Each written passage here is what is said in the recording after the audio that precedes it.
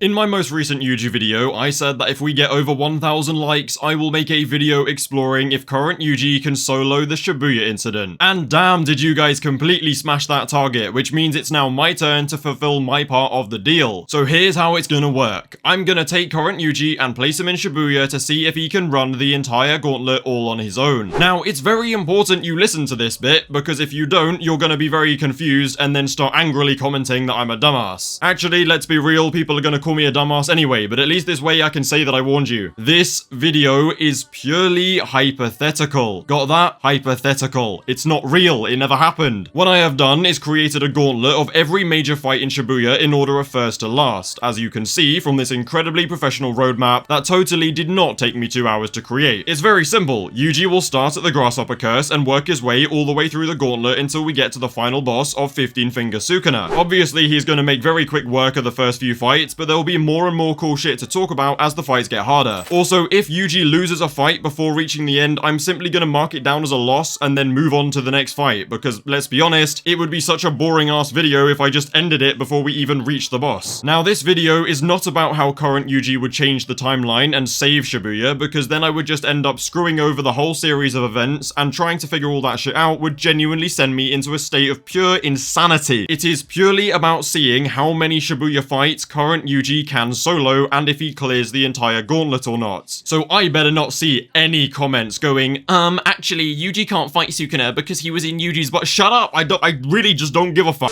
Okay, I think I've made my point very clear, so let's just get started before I completely lose my mind. Oh, also, if this video gets over 1,000 likes, then I will make another follow-up video called Can Yuji Solo the Culling Games? Right, let's go. Okay, the first fight Awakened Yuji will take is the Grassfodder Curse. Anyway, moving on. Yuji's second opponent is Inverse Man, and I'm gonna be completely honest with you guys, this is only a tiny bit more interesting than the Grassfodder Curse. I don't think Yuji will even have to work out how Inverse Man's curse technique works. If a normal punch from Yuji doesn't breach his upper limit, then all he really needs to do is whip out a Soul Cleave and slice that guy's shiny bald head clean off. Now the third fight Yuji faces will be against the blonde dude with a hand fetish, and I think his name is Haruta, but you're gonna have to check me on that because I'm not sure. Now this guy was literally a Nanami victim, bro. Like, no hate to Nanami, but Awakened Yuji is level stronger, so yeah, Haruta is just getting completely smashed. I think it's safe to say that Yuji will just rinse through Haruta's miracles and then just one-bang him. Game over, no diff. And the next fight is the Smallpox Deity Curse that Mei faced, and this one is at least a special grade. Now this is the first fight that isn't actually a no-diff, because it's a low-diff. Yuji won't even need his domain to counter, because he'll simply put Kusakabe's soul swap training to good use by countering with Symbol Domain and then slamming the curse with a quick left-right goodnight. Let's be real, if Mei can do it, then Awakened Yuji definitely can. Okay, next up is Shibuya Choso, and as much as I think this will still be a low-diff fight, it is at least where shit starts to get a little bit more interesting. Now, first off, Yuji is just so much faster now than he was before the time skip. I think all of the heavy hitters are pretty relative in terms of speed, what with Yuji keeping pace with Domain Amps Yuta. For boring power scaling reasons that I really don't want to waste time explaining, Yuta, Yuji, and Maki are all very likely to be just over Mark 3 in pure speed. Now, pre-time skip Shibuya Yuji also showed that he was capable of reacting to Piercing Blood, which travels at the speed of sound. So assuming his reactions have improved and he can now move much faster, dodging a Piercing Blood from range should be light work for him. With Piercing Blood becoming a non-issue, it should be clear to see that Awakened Yuji has more than enough in his kit to take down Shibuya Choso. Because Choso inhabits a vessel though, Yuji really should not need any more than a few soul-striking punches to put his ass down for good, which is very sad but true. Awakened Yuji wins this fight low diff without even needing to use a curse technique. Right, after absolutely destroying his brother, Yuji will move on to fight Dagon, which is very possibly our first mid-diff fight, but also not really. The way I see it, there are three possibilities for this fight. A, Dagon doesn't even make it out of his Curse Womb form because Yuji just one-bangs him. And B, Dagon is already in his true form, but straight up dies before even getting to launch a domain expansion. I mean, Dagon showed no real hand-to-hand feats and couldn't even react to Toji or now Bito. So I think it's very fair to say that Yuji would blitz and batter Dagon into dust just like like Toji did. Also, if Yuji chooses to use his Soul Cleave or even normal cleave, then it's pretty much over for Dagon, I'm not gonna lie. For option C though, I chose to be generous and let Dagon expand his domain expansion. I don't think Yuji would even bother using his own domain expansion, because just like with the Smallpox Deity Curse, he would use Kusakabe Simple Domain and then give Dagon an even more brutal treatment than Toji did, which is saying something. So now that I look back on this fight, no, it's really not a mid-diff, it's like low mid at best. Yuji slams. Right then, the next opponent Yuji will stumble across in Shibuya is the very same man we were just comparing him to, Toji Zenin. And let me tell you right now, this fight is on a totally different level to everything that came before it. This is no ordinary Toji. This is Seance Toji Zenin, which is him in his prime before becoming the old washed up Papaguro. Since he knows that he's on a time limit, he also just charges head on at the strongest opponent he could find, who in this case is very obviously Yuji. And don't be mistaken, just because he is diving into the fights doesn't mean that he will be sloppy. Toji's battle IQ should not be underestimated, and I think it is better than Yuji's. In terms of physical stats, they'll likely be pretty evenly matched, although Toji is likely a little bit faster and Yuji definitely hits harder. Due to facing a Heavenly Restriction user on Maki's level, any projectile attack, like blood manipulation or ranged dismantles, are just going to be evaded due to their weird precog sixth sense sort of seeing thing. Toji also has 0 cursed energy, so Yuji's domain will be completely useless here. To put it very simply, this fight will be a contest of pure hands, where Yuji will need to work around Playful Cloud and land some contact soul cleaves in order to win. Fortunately for Yuji though, Toji does not have his trusty worm, meaning that Soul Split Katana and Inverted Spear of Heaven are out of the question. I also think that Yuji is slightly more skilled in pure hand-to-hand combat, and he can definitely take a hit. In conclusion, I think that Yuji will win after a very long and intense extreme diff fight. He just needs to survive Toji long enough to find an opening and unleash a beastly soul cleave. And please, do not give me any of that, "Oh, but Toji isn't a reincarnated sorcerer and Yuji only targets the soul's barrier." Like, shut up. Anyone with 2 brain cells to rub together will realize that he can target the soul, but he's chosen to target the barrier in order to save Megami. It's an extreme diff fight, but Yuji wins. Suck it.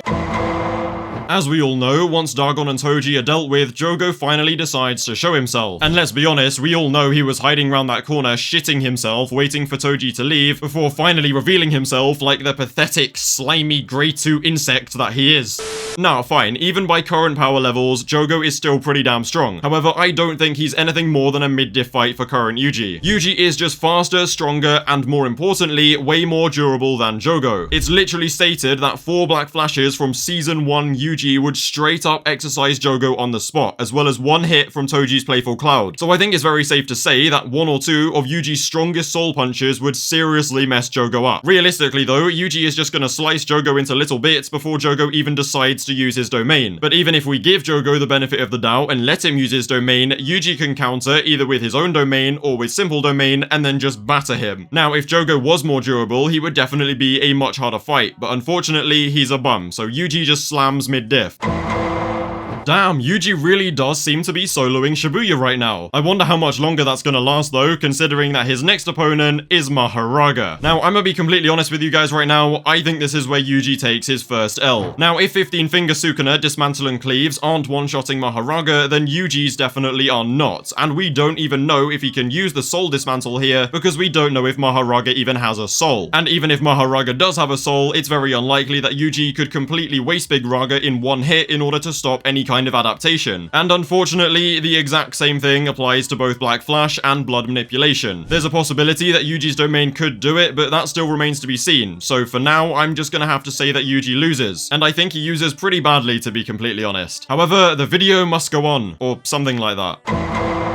Right, following Yuji's devastating loss to Mahoraga, he must face Mahito. And I'm sure many of you are thinking that this will be a boring-ass fight since we already saw the result. But on the contrary, it's actually a lot more interesting. Now, the first reason is because Yuji is not protected by Sukuna at this point, so Mahito can freely use his curse technique and domain on Itadori. And secondly, because I'm gonna discuss 2 possibilities that are very interesting for this fight. The first one is where Mahito starts in base, and the second one is where Mahito starts in his full power instant spirit body of of distorted nutsacks. Now, the one where Mahito starts in base is actually a very simple and pretty boring fight, I have to admit. Yuji will just speed blitz him and then tear him to shreds with Soul Cleave. However, when starting in his true form, he will likely survive long enough to realize that he needs to use his domain expansion. Now, considering that Yuji and Mahito both have very little experience with domains compared to other special grade sorcerers, they will likely evenly match. I mean, sure, Mahito has a bit more practice, but Yuji learned barriers from the man himself, Kusakabe, so I think saying they're evenly matched is a fair assumption, given that Yuji does have a normal domain, which he might not. Now, to be completely honest, I was actually going to wait for the Yuji domain reveal to make this video, but due to some very unlucky events, I had to rearrange the schedule, but whatever, we move. Now, assuming that his domain is normal and they clash, Yuji will still massively outstat Mahito in the domain and then dice that fraud into Mahito mincemeat. It's basically another low to mid diff fight for Yuji, which just further reinforces how insanely broken he has become in such a little time.